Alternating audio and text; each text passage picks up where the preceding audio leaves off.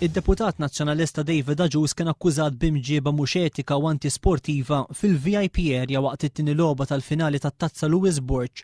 Ingħad il David Agius beda jgħajjed u jinsulenta lill-uffiċjali tal-partita u fil-ħin tal-mistrieħ baqa' miexi wara referees lejn id-dressing rooms jgħajjarhom illi mhumiex denji jikkontrollaw il-partita. Il-klabb atleta qal li dawn l-inċidenti affettwaw id-deċiżjonijiet tar-referees għall kumplament tal-partita tant li beda jsir wafqien għad-detriment tal-klabb tagħhom. Fil-fatt il-Malta Basketball Association kienet imħeġġa tieħu azzjoni fil-konfront ta' David Agius f'ittra mibgħuta mis-Segretarju Ġenerali ta' Atleta David Schembri. Il-passi dixxiplinarji fil-konfront ta' David Agius jistgħu waslu biex jiġi sospiż mill-attivitajiet tal-basketball għal diversi xhur. F'istqarrija deputat nazzjonalista ċaħat l-insulent uffiċjali u ddeskriva l-inċident bħala minuri.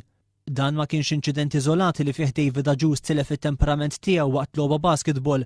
F'Novembru tal-2009 kien involut f'argument biex jida jgħidu li kellhom saħansitra jintervjenu l-pulizija minħabba l-lingwaġġ baxx illi beda jintuża.